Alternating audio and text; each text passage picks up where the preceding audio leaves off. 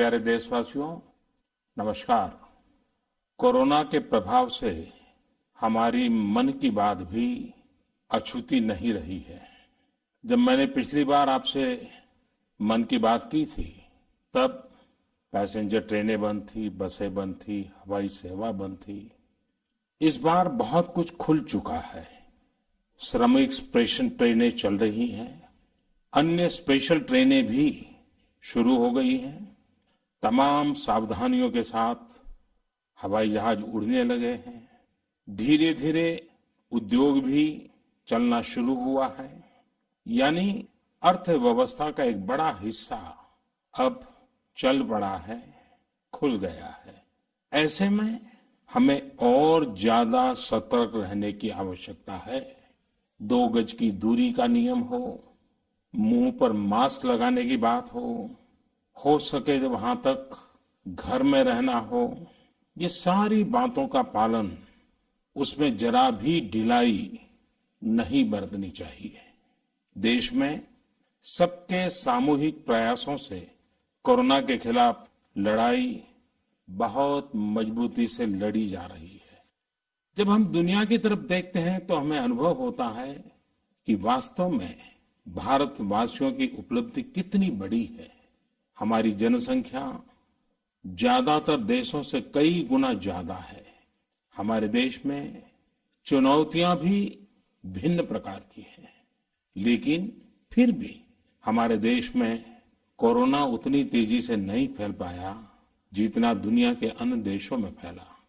Corona से होने वाली मृत्यु दर भी हमारे देश में काफी कम है।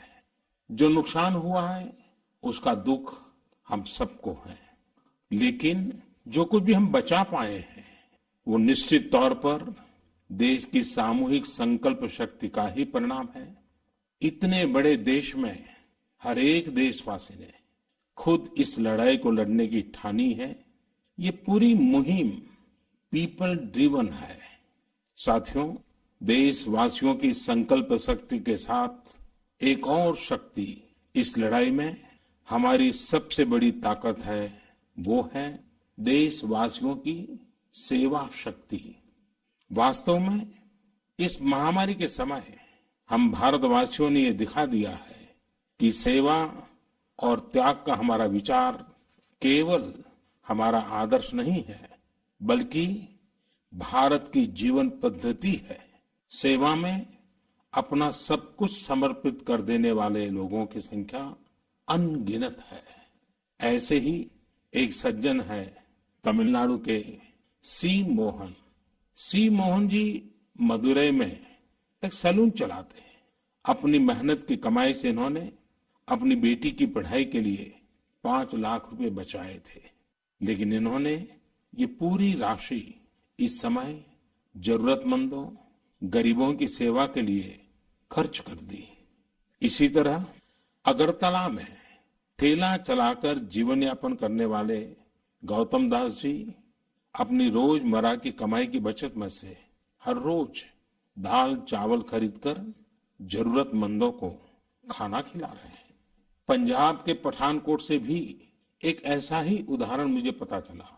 यहाँ दिव्यांग भाई राजू ने दूसरों की मदद से जोड़ी गई छोटी सी पूंजी से 3000 से अधिक मास्क बनवाकर लोगों में बांटे। भाई राजू ने इस मुश्किल समय में करीब 100 परिवारों के लिए खाने का राशन भी जुटाया। देश के सभी इलाकों से विमेन सेल्फ हेल्प ग्रुप के परिश्रम की भी अनगिनत कहानियां इन दिनों हमारे सामने आ रही है। कोरोना की वैक्सीन पर हमारी लैब्स में जो काम हो रहा है, उस पर तो दुनिया भर की नजर है और हम सबकी आशा भी। किसी भी परिस्थिति को बदलने के लिए इच्छा शक्ति के साथ ही बहुत कुछ इनोवेशन पर भी निर्भर करता है। मेरी तरह आपने भी सोशल मीडिया में जरूर इन बातों को देखा होगा, पढ़ा होगा। बहुत लोग कह रहे हैं, लिख रहे हैं, तस्वीरें साझा कर रहे हैं कि वो अपने घर से दूर दूर पहाड़ियां देख पा रहे हैं, दूर दूर जलती हुई रोशनी देख रहे हैं। इन तस्वीरों को देखकर कई लोगों के मन में ये संकल्प उठा होगा क्या हम उन दृश्यों को ऐसे ही बना रख सकते हैं? इन तस्वीरों ने लोगों को प्रकृति के लिए कुछ करने की प्रेरणा भी दी है। नदियां सदा स्वच्छ रहें, पशु पक्षियों को भी खुलकर जीने का हक मिले, आसमान भी साफ सुथरा हो, इसके लिए हम प्रकृति के साथ तालमेल बिठाकर जीवन जीने की प्रेरणा ले सकते हैं। मेरे प्यारे देशवासियों, हम बार बार सुनते हैं, जल है तो जीवन है, जल है तो कल है, लेकिन जल के साथ हमारी जिम्मेवारी भी है। वर्षा का पानी, बारिश का पानी, ये हमें बचाना है, एक एक बूंद को बचाना है। गांव-गांव वर्षा के पानी को हम कैसे बचाएं? परंपरागत बहुत सरल उपाय हैं। उन सरल उपाय से भी हम पानी को रोक सकते हैं।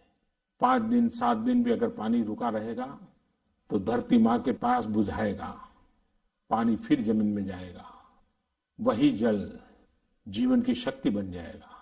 और इसलिए इस वर्षा ऋतु में हम सबका प्रयास रहना चाहिए कि हम पानी को बचाएं, पानी को संरक्षण करें। मेरे प्यारे देशवासियों, स्वच्छ पर्यावरण सीधे हमारे जीवन, हमारे बच्चों के भविष्य का विषय है। इसलिए हमें व्यक्तिगत स्तर पर भी इसकी चिंता करनी होगी। मेरा आपसे अनुरोध है कि इस पर्यावरण दिवस पर कुछ पेड़ अवश्य लगाएं और प्रकृति की सेवा के लिए कुछ ऐसा संकल्प अवश्य लें जिससे प्रकृति के साथ आपका हर दिन का रिश्ता बना रहे।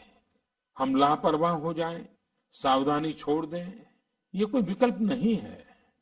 कोरोना के खिलाफ लड़ाई अब भी उतनी ही गंभीर है। आपको, आपके परिवार को कोरोना से अभी भी उतना ही गंभीर खतरा हो सकता है। हमें हर इंसान की जिंदगी को बचाना है। इसलिए 2 गज की दूरी, चेहरे पर मास्क, हाथों को धोना, इन सब सावधानियों का वैसे ही पालन करते रहना है जैसे अभी तक करते आए हैं। मुझे पूरा विश्वास है कि आप अपने लिए, अपनों के लिए, अपने देश के लिए ये सावधानी जरूर रखेंगे। इसी विश्वास के साथ आपके उत्तम स्वास्थ्य के लिए मेरी हार्दिक शुभकामनाएं हैं। अगले महीने फिर एक बार मन की बात अनेक नए विषयों के साथ जरूर करेंगे।